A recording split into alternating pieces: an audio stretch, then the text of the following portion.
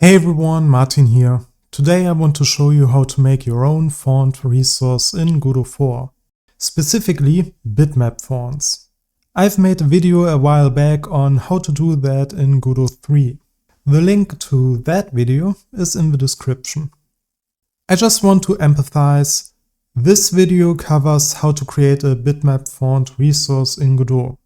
If you already have a TTF font file or similar, these steps don't apply to you. Just use your already existing font file. For this video, I'll use this image file to create the according font resource for it. Already there are a few things to consider when making this image file. First, you want this file to contain all characters you need in the right order without any jumps or holes.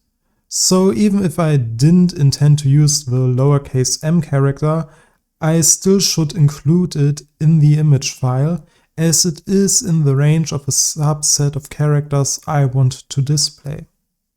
The right order here is the order in which the characters are encoded in UTF-8. So you'd use the order value of the characters from that encoding. The second thing to keep in mind is that all characters need to take up the same amount of space in the image. So even though an uppercase I is slimmer than an uppercase M, both take up the same width. Bitmap fonts work best as so-called monospaced fonts, meaning fonts where every character takes up the same amount of space. I'll show you how to introduce different spacing of characters, the so-called kerning, in your own font later, but regardless of what kind of font you want to make, the characters in the image file need to take up the same amount of space. Now let's try to make a monospaced font in Godot. For that, we take our image file, go to the Import tab, and change the import to Font Data Monospace Image Font. We get many new options here, but the important ones are at the top. Character ranges allows us to specify which characters we are using in our image.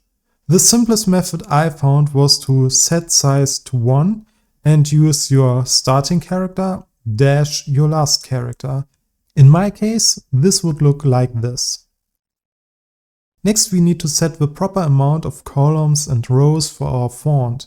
I only have one row in my font file and 128 columns. With these options set, we can import our font file. And here you can already see the font working almost as intended. It still looks a bit blurry and has these weird artifacts around the characters. But it displays the correct text now. To fix this problem, we need to go to the project settings under Rendering, Textures, Canvas Textures, and set Default Texture Filter to Nearest. Of course, this will also affect other canvas textures, so keep that in mind. With that, we've made a basic monospaced bitmap font. But as I told you before, there is a way to create other fonts as well. There is only one problem. Godot 4 expects us to have non-monospaced bitmap fonts in a so-called FNT file. There are programs out there to make these files, but if you know a bit of programming, you can work around that by creating an FNT file via Godot.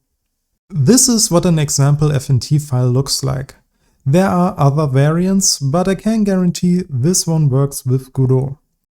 It's reasonably straightforward. In the first couple of lines, you need to set all the kinds of attributes like size, image file to use, etc. After that, you just define for each character how much space they should take in the actual text. Lastly, you define special kerning pairs where the default space to take for a pair of characters gets overridden. For example, the lowercase letter f might take a certain amount of space. But if it is paired with a lowercase I, both might need less space, as the I fits right next to the f. Making such a file by hand is possible, but very time-consuming. So I made a small little program that makes such a file based on a JSON file I provide. You can use this program as well for free. just go ahead and click the according link in the description to get to the download page. The JSON files you make for the program are even simpler and less repetitive than the FNT files. Again, you add all the necessary attributes like texture file path, character width, etc. But now instead of defining the space for each character, you define the spaces and add the characters to these spaces. While working on bitmap fonts, I found out that even with a non-monospaced font, most of the characters will take the same space regardless, with only a few exceptions. So there's the default space a character takes, defined in Xadvance default. And afterwards, there are the exceptions with their custom space to take. Lastly, we have the exception of the exceptions, based on characters being paired together. So once you've made this JSON file, open the font generator tscn. Select the font generator node and add the JSON file under font data in the inspector. Then click on Create Font button once. If everything goes well, you should now see a new FNT file in your project. As font generator is a label, you can go right ahead and test the font here as well. I hope you found this video useful and make good use of a font generator. If you do, please consider paying a tip for it if you have the money, or take a look at my commercial projects.